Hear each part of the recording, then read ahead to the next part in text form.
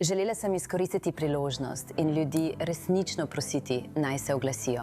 Nekdo nekaj ve. Imamo več novosti v primeru Nancy Guthrie. Najprej več informacij o tem drugem sporočilu, ki domnevno pravi, da je Nancy Guthrie mrtva. Pojavljajo se tudi vprašanja o kriptovalutah in bitcoinu. In nekdanji agent FBI je izjavil, da so oblasti morda blizu prijetja moškega s verande. Pogovorimo se o tem. Dobrodošli v oddaji Sidebar, ki jo predstavlja Law and Crime. Sem Jesse Weber. Obstajajo primeri, ki ti ostanejo v spominu. Primeri, ki jih res ne moreš pozabiti. Ne moreš nehati razmišljati o njih. In povem vam, zadnjih 5 mesecev je bil ta primer eden izmed takih. Nancy Guthrie, 84-letna mati voditeljice oddaje Today, Savannah Guthrie, je izginila iz svojega doma v predgorju Kataline, blizu Tucsona v Arizoni, 1. februarja. Tukaj je, kar vemo, bila je odpeljana proti svoji volji. Šerifov urad okrožja Pima in FBI sta bila glede tega jasna. Ni kar odstavala. To ni bil zdravstveni zaplet. To je bila domnevna ugrabitev. Videli ste posnetke zamaskiranega moškega, kamero na zvoncu, pištolo, svetilko v ustih, način, kako je očitno poskušal prekriti lečo s cvetjem ali tem rastlinjem iz njenega lastnega vrta. Je srhljivo, je vznemirjajoče. To se nam je vtisnilo v spomin že mesece. Ampak tukaj je vprašanje, ki se je pojavilo. In kasneje se bom o tem pogovarjal z nekom, ki nam bo pomagal najti odgovor, ki je, veste, resnično, po mojem mnenju, odličen strokovnjak za to. Ali je FBI kaj bliže temu, da ujame to osebo ali osebe? Kajti po besedah nekdanjega agenta FBI, ki je ta teden spregovoril, bi lahko bili. Torej bomo o tem izvedli več čez nekaj časa. Glejte, ob vsem tem posnetem gradivu, ob vsej pozornosti, ob vseh nagradah, $100,000 od FBI, še $1 milijon od družine, še vedno nimamo odgovorov, nimamo osumljencev, nimamo aretacij, nimamo Nancy. Ne vemo, kaj se dogaja v ozadju. Ne vemo, ali obstaja oseba, ki zanima preiskovalce ali osumljenci, vendar trenutno ne vidimo ničesar. In kaj se je zgodilo ta teden? Dobili smo nekaj novega, nekaj, kar spreminja naš pogled na stvari tukaj. Ampak preden sploh pridemo do tega, vas moram na hitro vrniti nazaj. Časovnica je tukaj pomembna, še posebej, ko preiskovalci govorijo o tem, kaj se je zgodilo v prvih 24 urah. Po podatkih šerifovega urada okrožja Pima so Nancy nazadnje videli zvečer 31. januarja. Večerjala je pri svoji hčerki Ani doma. Njen zet jo je odpeljal domov, jo odložil okoli 21:48, videl, da je šla noter, garažna vrata so se zaprla ob 21:50. Naslednji dan, 1. februarja, pokliče prijateljica. Nancy se ni pojavila v cerkvi. Odpeljejo se do hiše, zadnja vrata so odprta, na sprednjih stopnicah je kri. DNK kasneje potrdi, da je to kri Nancy. Nikjer je ni mogoče najti. Le nekaj dni kasneje začnejo prihajati sporočila, kaj ne? Medijske hiše v Tucsonu so začele prejemati ta sporočila le nekaj dni potem, ko je Nancy izginila, poročajo CBS News in številni preiskovalci, ki so bili seznanjeni s primerom. Prvo sporočilo, poslano 2. februarja, je zahtevalo $milijone v bitcoinih za varno vrnitev Nancy. Preiskovalci so ga vzeli resno zaradi podrobnosti, ki jih je vsebovalo. Kot je na tiskovni konferenci potrdil posebni agent FBI Heath Jenke, citiram, eden je omenjal Apple Watch, drugi pa reflektor v hiši Nancy Guthrie. Te podrobnosti so oblasti prepričale, da bi komunikacija lahko bila verodostojna. Le nekdo, ki bi jo odpeljal ali poznal te podrobnosti, kaj ne? In tukaj je podrobnost, na katero se želim kasneje vrniti. Ko so organi pregona dobili naslov Bitcoin denarnice, so morali sprejeti odločitev. Ali naj plačajo odkupnino, ali naj sledijo denarju. Kaj so dejansko naredili? Kaj se je zgodilo potem? To je eden bolj razkrivajočih delov te preiskave. O tem bomo še govorili. Toda Savannah in njeni sorojenci so 7. februarja neposredno odgovorili ugrabiteljem. Na Instagramu so objavili video, v katerem se je Savannah obrnila na tistega, ki je zadrževal njihovo mamo in ga prosila, naj jo vrnejo, da bi lahko praznovali z njo, ter ponudila plačilo. In potem je prišlo drugo sporočilo. To je bilo tisto glavno. Po poročanju CBS News je bilo poslano 6. februarja domnevno z istega IP naslova kot prvo, zaradi česar so preiskovalci verjeli, da sta za obema sporočiloma ista oseba ali skupina ljudi. Toda to sporočilo je povedalo nekaj drugega in bilo je uničujoče. Več virov, vključno CNN in NBC News, poroča, da je drugo sporočilo trdilo, da je Nancy umrla. Po navedbah virov, ki so pregledali sporočilo, je bilo v njem zapisano, da njena smrt ni bila namerna, da je umrla kmalu po ugrabitvi. In v sporočilu naj bi bilo tudi zapisano, citiram, da je bila pokopana v naravi. Mislim, da je bila revija Airmail prva, ki je objavila to novico, vendar je NBC News od začetka spremljal vsebino drugega sporočila. Kaj pa se je zgodilo včeraj v oddaji Today Show? Po tem poročilu se je Savannah neposredno obrnila na kamero. Sedela je za mizo oddaje Today Show, obdana s sodelavci. jokala je in prosila vsakogar, ki karkoli ve, naj stopi v stik. Ne morem se pretvarjati, da nisem tukaj. In ker sem, bi rada izkoristila priložnost in ljudi res prosila, celo rotila, naj se oglasijo. Nekdo nekaj ve. To je danes novica, ki jo spremljate, ampak to je življenje, ki ga živi moja sestra, ki ga živim jaz, ki ga živi moj brat, ki ga živijo naše razširjene družine, ki ga vsak dan živijo naši otroci. In smo v agoniji. In ne moremo najti miru. Ampak tukaj postane čudno, ker različni mediji drugo sporočilo opisujejo različno. CNN in CBS pravita, da je vsebovalo opravičilo, en vir pa navaja, da je vključevalo frazo "resnično nam je žal". Ampak NBC, ki se sklicuje na 3 osebe, seznanjene z zadevo, pravi, da sporočilo sploh ni vsebovalo opravičila in ni zahtevalo nobenega plačila v zameno za njeno telo. In ustanovitelj TMZ, Harvey Levin, je javno nasprotoval in dejal, da sporočilo, ki ga je prejel njegov medij, sploh ni vsebovalo nobene omembe, da bi Nancy umrla.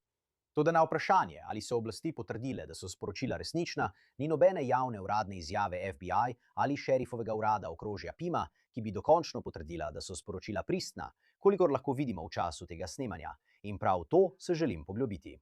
Ker če so ta sporočila resnična, če jih je poslala ista oseba ali skupina, ki je ugrabila Nancy, potem si moramo začeti zastavljati težka vprašanja o tem, kaj nam dejansko sporočajo in ali jih je mogoče izslediti. Poglejte, naj nekaj povem. V oddaji Sidebar ves čas poročamo o nevarnostih v tem svetu. Ampak nekaj, kar mi res izstopa in mislim, da vpliva na veliko ljudi, je biti žrtev uhajanja podatkov. Ja, vi, vaši bližnji, zasebni podatki, vse to je nenehno v nevarnosti, da pride v javnost. Zato želim, da vsi poskrbite za varnost svojih podatkov na spletu. Tukaj je, kako to deluje. Incogni poišče vse tiste stare objave in iskalnike, ki razkrivajo vaše podatke, nato pa zahteva njihovo odstranitev. Poglejte, bil sem šokiran. Izkazalo se je, da so baze podatkov imele moje podatke in v nekaj dneh jih je Incogni odstranil. Nastavitev je zelo enostavna. Samo ustvarite račun. Incogni pa bo poskrbel za vse ostalo. In njihova funkcija prilagojenih odstranitev v neomejenih paketih vam omogoča, da pošljete določene povezave, ki jih bodo njihovi strokovnjaki za zasebnost osebno raziskali in odstranili. Ne morejo vam škodovati, če vas ne morejo najti. Uporabite kodo Sidebar na spodnji povezavi in si zagotovite 60% popusta na letni paket na incogni.com. incogni.com/sidebar. V redu, zdaj bi rad povabil nekoga, ki je strokovnjak na tem področju. Zelo sem vesel, da ga imam tukaj. Daniel Brunner, nekdanji posebni agent FBI, strokovnjak za krizno upravljanje, vodja taktične operativne ekipe FBI SWAT z bogatimi izkušnjami v kriznih situacijah. Še enkrat, zelo sem vesel, da si tukaj, Daniel, da se pogovoriva o tem. Imam veliko vprašanj. Začel bi z drugim odkupninskim pismom oziroma drugim sporočilom. Reciva mu kar tako. Zdaj, različni mediji to opisujejo različno, ne? Nekateri pravijo, da je bilo v njem neko opravičilo, nekateri pravijo, da ga ni bilo. Za trenutek bi rad predpostavil, da je ta različica vsebovala opravičilo. Če se opravičujejo in pravijo, da je Nancy Guthrie mrtva, da je pokopana v naravi, ali to ne pove nekaj o njih na takšen ali drugačen način? Zdaj ne vem, ali govorijo resnico, ampak ali to ne pove nekaj o pošiljatelju ali pošiljateljih? Mislim, da pove. Hočem reči, glejte, v zadnjih nekaj dneh sem veliko bral. Veliko drugih agentov FBI se oglaša in podaja svoja mnenja o tem, veste, kaj to pomeni. Veste, kakšen je tradicionalni, ugrabitelj? Se opravičujejo? Ne opravičujejo se. In poslušajte, od začetka, ko se je ta dogodek zgodil februarja, sem ves čas govoril, da to ni običajna ugrabitev. To se ne ujema z vzorcem. In to je bilo še preden je bil objavljen tisti posnetek iz kamere na zvoncu. Vidite lahko tega sumljivega posameznika, ki se sprehaja naokoli. Tok za pištolo ni običajno tam, kjer ga nekdo nosi. Hodijo naokoli, ne vejo dobro, kaj počnejo, kapljice krvi. Verjamem, da je bil ta dogodek, ugrabitev, ki je posameznik res ni premislil. Mislim, da to ni bila profesionalna ekipa za ugrabitve. Mislim, da to ni bila dobro premišljena operacija strani ugrabitelja. Tako da, če gremo v tej smeri, mislim, da ne morete šteti sporočil, običajnih ugrabiteljev za zanesljiva. In kot sem rekel, običajni profesionalni ugrabitelji se ne opravičujejo. No, tukaj nimamo opravka s profesionalnimi ugrabitelji. Mislim, da imamo opravka z amaterji, ki so videli hitro priložnost za zaslužek in niso vedeli, kdo je ona. In niso vedeli za njene zdravstvene težave. Niso se zavedali, kakšne bodo posledice. Mislili so, da bo to hitro opravljeno. Mislim, da o tem res niso razmišljali. Torej, ko so poslali to drugo sporočilo, če je pristno, če sta prvo in drugo sporočilo pristna, pojdimo po tej poti. Če je bilo drugo sporočilo pristno, mislim, da so resnično mislili, veš, zamočil sem, oprosti, ker niso profesionalci. Niso razmišljali o posledicah, samo pomisli na to iz te perspektive. Ali bi bil kakšen razlog, da bi lagali o tem, ali je Nancy živa ali ne? Mislim, glej, ko sem to prebral, če predpostavim, da drži, me ne bi presenetilo. Ker veš, v primeru pogrešane osebe, v primeru ugrabitve, so prvi dnevi, prve ure tako ključni. Ampak še posebej, ko imaš opravka z 84-letno žensko, ki ima zdravstvene težave, me ne bi presenetilo, če bi umrla. Mislim, bilo je vprašanje, da ni pravilno jemala zdravil, ampak ali bi bil kakšen razlog, da bi o tem lagali, če bi bila res živa in bi rekli, da je umrla? Mislim, da ni razloga, da bi lagali. Ne? Mislim, da so bili iskreni, mislim, da so se zavedali in da je bil to morda njihov način, da so rekli, hej, oprosti, da se je to zgodilo. Morda so v svoji glavi mislili, da bi to naredilo, da bi problem izginil, da bi jih organi pregona nehali iskati. Tako da ne vem, kaj je bilo v mislih tega ugrabitelja, ker to ne spada v običajno ugrabitev, veste, ali v ta okvir. O tem smo že govorili. Mislim, da je bil to njihov način, da bi se izognili težavam. Če se želijo izogniti težavam, če se res počutijo slabo, zakaj potem ne povedo podrobnosti o lokaciji njenega telesa? Mislim, da je to res dobro vprašanje, zakaj tega do zdaj še niso storili. Mislim, da je spet ta plaz, kako hitro je to pritegnilo nacionalno in mednarodno pozornost. Mislim, tudi jaz sem to opazil. Intervjuji iz Anglije, Španije in Južne Amerike. Ljudje po vsem svetu so bili nad tem fascinirani. Mislim, da tega niso dojeli. Potem pa dejstvo, da če zagotovijo dokaze, če zagotovijo sledi organom pregona, lahko to organe pregona pripelje bližje k njim. To je pač njihov način, da hitro pospravijo stvar, hitro zakopljajo truplo in se pretvarjajo, kot da se ni nič zgodilo. Veš, moraš gledati na to z miselnostjo, kot jo imajo mnogi med nami, ki imamo otroke. In otroci, veš, naredijo nekaj in to skrijejo, zakopljajo za pultom, veš, daš smeti ali pa pobereš vrečko Oreo piškotov in jo skriješ tja zadaj, kot da se ni nič zgodilo. Dokazi so izginili. Tako da mislim, da je bila to eden od njihovih načinov razmišljanja. Mislim, da je Kash Patel res ogrozil kakršnekoli možnosti, da bi to rešili, ker je ta video objavil prehitro. Ker so potem posamezniki, ki so bili pri tistih vhodnih vratih, videli, da zdaj vsi vejo za fizične dokaze, nahrbtnik, orožje in to, zato so jih uničili. Samo uničili so jih, moj bog, tega se moram znebiti. Tako da mislim, da je Kash Patel res ogrozil to preiskavo z svojo nesposobnostjo in če pogledamo z druge strani, je to, da je te informacije razkril javnosti. Morda je kdo kaj videl? Ne bi. Ne, absolutno ne. Ne. Zakaj? Ker tukaj je težava s tem. Dobili so tisti posnetek. In tukaj je razlog, zakaj je preiskava popolnoma zašla, ko je bil ta posnetek objavljen. Ta posnetek je pridobil FBI in ga nato hitro objavil. Vsak agent FBI, s katerim boste govorili, vsak preiskovalec, vsak analitik bo rekel, da želi ta posnetek in ga želi analizirati več dni. Želijo ga podrobno preučiti. Želijo ugotoviti, za kakšen nahrbtnik je šlo, za kakšno pištolo. In veste, ne želijo dati te sledi ugrabiteljem in jim reči, hej, vemo, kaj ste nosili, vemo, da ste to počeli, vemo, da ste bili pri teh vhodnih vratih. Zadnja stvar, ki jo želite narediti, je, da kriminalcem daste vedeti, da ste jim za petami, ker je ta fizični dokaz izjemno pomemben na sojenju. Torej, če bi lahko ugotovili, kateri nahrbtnik je bil, kdo ga je kupil, kje so ga kupili, vendar vemo zagotovo, da je bil takoj po pridobitvi strani FBI-ja objavljen. In vem zagotovo, da je bilo veliko zaposlenih pri FBI-ju, ki so ga želeli razstaviti. Kot vodja primera bi si želel ta posnetek in ga analiziral primer za primerom. Če ste videli dan potem, ko je bil ta posnetek objavljen, kaj se je zgodilo? Postavili so šotor zunaj na verandi. Zakaj? Ker so poskušali ugotoviti višino osebe. Opravljali so analizo. To bi morali narediti že nekaj dni pred objavo. Ta posnetek bi moral analizirati FBI, še preden bi ga objavili. Potem, ko iz tega posnetka izvlečejo vse in iz tega ne pride nič, ga lahko objavijo javnosti. Ne, prav imaš. Mislim, govoriš z nekom, ki verjame, da bi tudi, če bi v tem primeru prišlo do aretacije, imel odvetnik za obrambo dovolj prostora, da resno napade dokaze. Mislim, morebitna kontaminacija kraja zločina je ključni dejavnik. Ampak rad bi se za trenutek vrnil k tistemu sporočilu.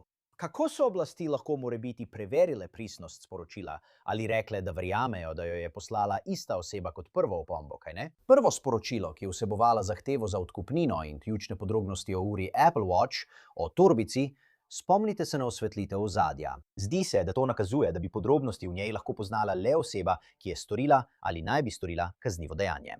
Kako preverjajo pristnost teh sporočil? In dovolite, da vam zastavim še drugo vprašanje. Ali obstaja način za sledenje pošiljatelju? Vem, da je veliko govora o istem IP naslovu, istem računalniku, proxy strežnikih. Torej, kako preverijo pristnost obeh? Recimo, da so ti legitimni in od istih ljudi, kako potem izsledijo, kdo jih je poslal? Oprostite, seveda, to so vsa odlična vprašanja. In prav to lahko preiskovalna ekipa preveri. IP naslov. Ali uporabljajo navidezno zasebno omrežje, VPN, da skrijejo, odkot prihaja e-pošta. Prepričan sem, da je to vse, kar je analizirala ekipa FBI, ekipa CART, ki je pregledala vsak digitalni dokaz. In vemo, da so na ta račun nakazali $157 v kriptovaluti, da bi preverili, ali bo prišlo do dviga. In to bi zagotovilo dodatne dogodke. 152 v Bitcoinu, kaj ne? Oprostite, 152 v Bitcoinu, oprostite. Da, 152 v Bitcoinu na račun, da bi videli, kdo bi to dvignil. In to bi ustvarilo več sledi, to bi ustvarilo več namigov. In veste, kar bi naredili, je, da bi spodbudili odziv, ustvarili bi situacijo, kjer bi zdaj posamezniki, osumljenci, začeli reagirati.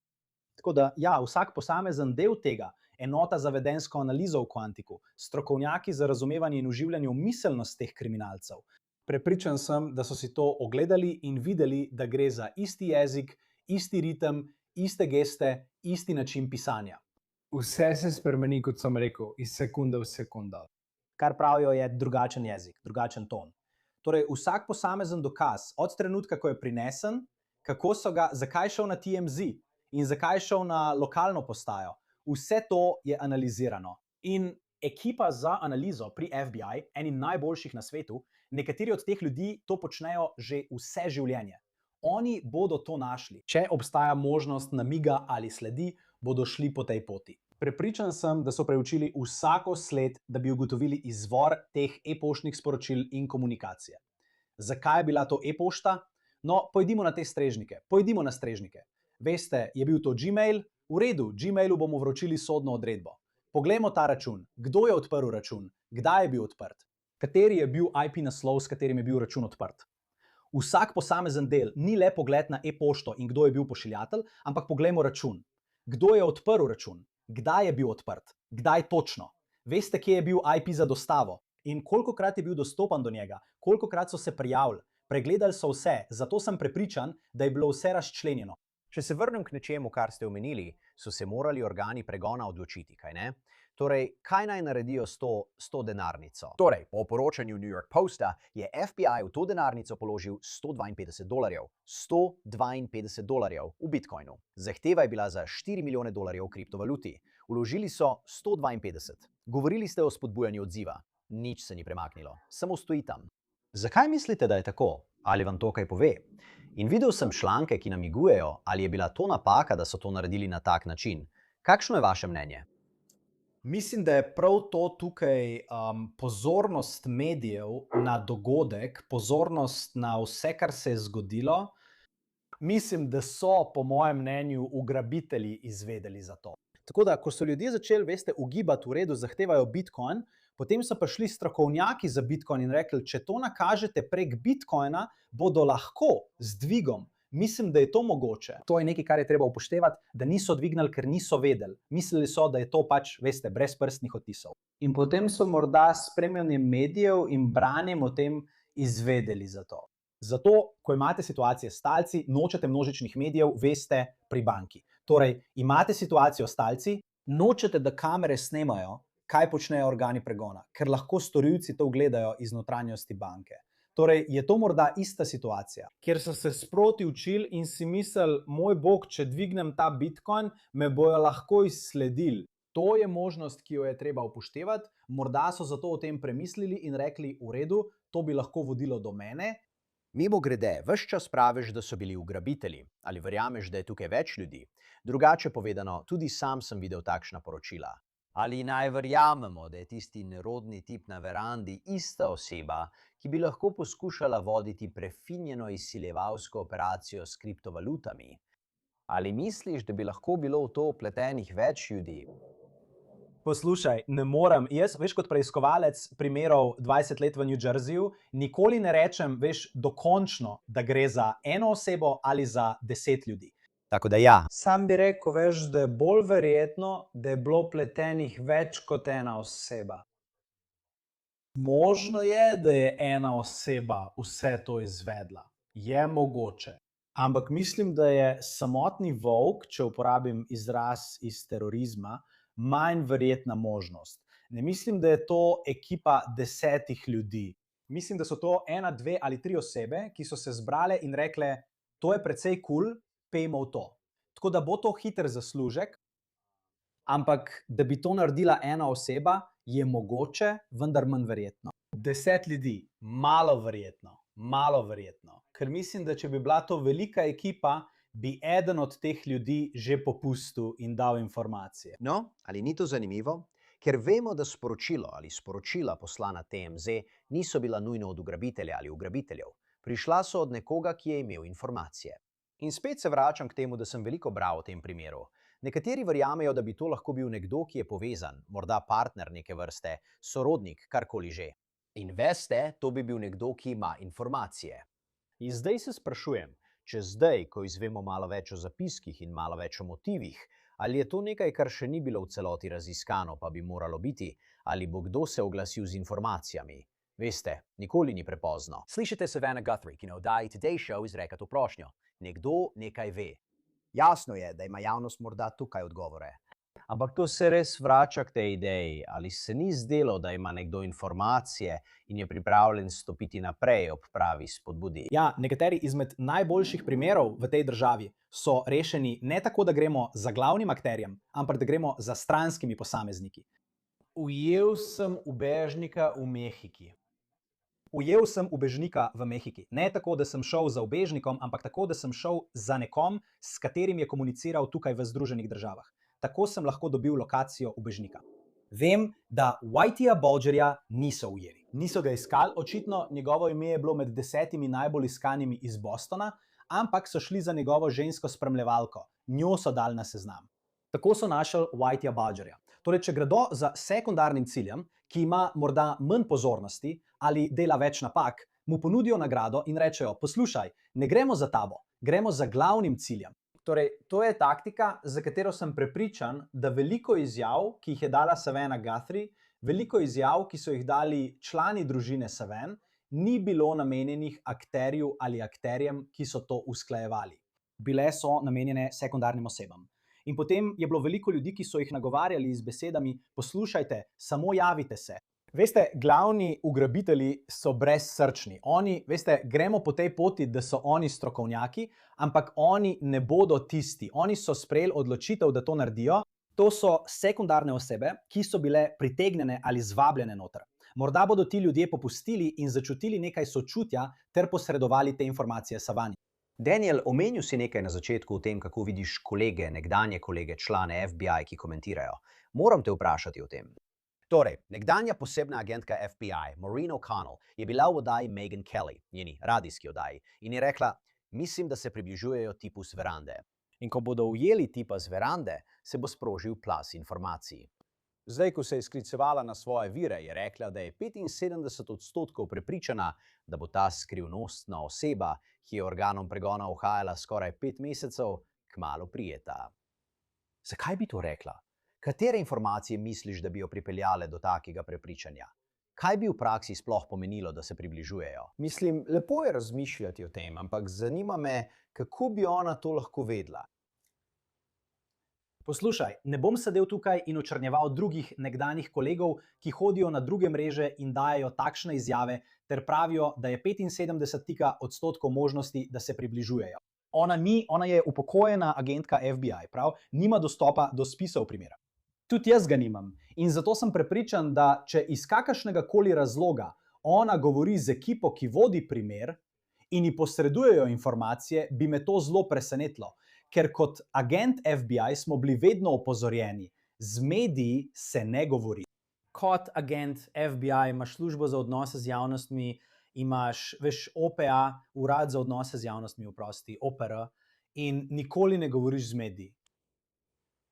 Če bi te informacije uhajale, bi bil zelo presenečen, da bi bil agent, ki vodi primer, tako, veš, lahko mislen, da bi rekel, ja, ne, sem že približno na 3/4 poti, skoraj smo tam, napredujemo. Mislim, da je to njena teorija. Mislim, da bi to lahko bila teorija. Spet, to so vse moje teorije in nimam nobenih neposrednih informacij. Vem, kako to deluje. Saj sem kot agent, ki vodi primer, delal 20 let. Ne poznam njene zgodovine, ne poznam njenega ozadja.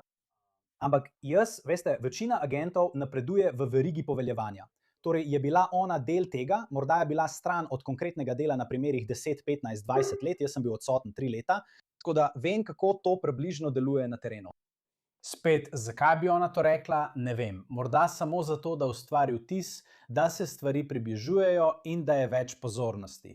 Lahko bi imela dostop do informacij o primeru. Bil bi zelo presenečen, če bi agent primera govoril z nekom iz medijev.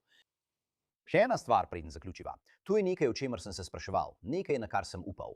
Videl sem že primere, kjer so s pomočjo genske genealogije ali pa s preiskovalnim delom imajo nekoga na očeh. Obstaja nekdo, ki ga sumijo. In začnejo tega človeka opazovati in čakajo, da nekaj odvrže, naprimer slamico, škatlo za pico, karkoli že. Vzamejo to, pošljejo na testiranje, kaj ne? Primerjajo ga z morebitnim forenzičnim materialom zbranim na kraju dogodka. To lahko traja nekaj časa. Ali obstaja možnost, da se to dogaja prav zdaj? Absolutno, absolutno.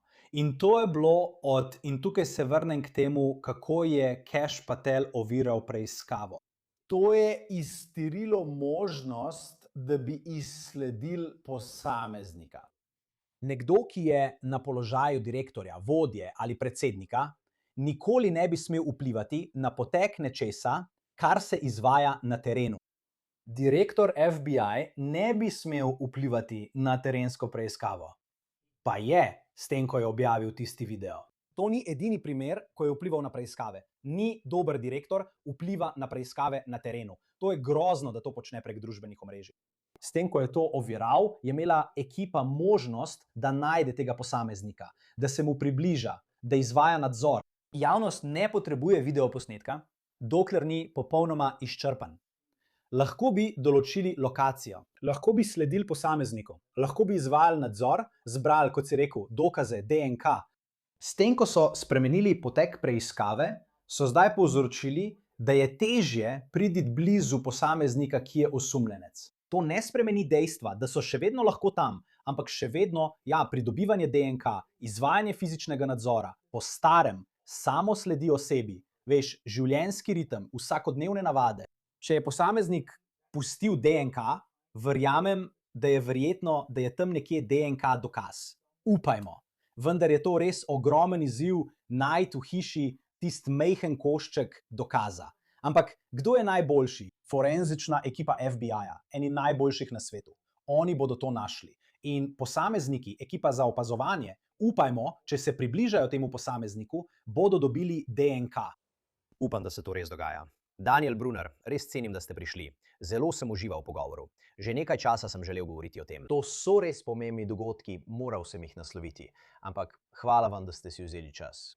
Z veseljem. In to je vse, kar imamo za vas tukaj na Sidebarju. Hvala vsem, da ste se nam pridružili in kot vedno, prosim, naročite se na YouTube, Apple Podcasts, Spotify ali kjerkoli poslušate svoje podcaste. Lahko nas spremljate tudi na NBC-jevi platformi Peacock. Če me želite spremljati, sem na X in Instagramu. Spremljate tudi oddajo Jesse Weber Live od ponedeljka do petka ob 23. uri po vzhodnem času. Se vidimo naslednjič. Vsi skupaj.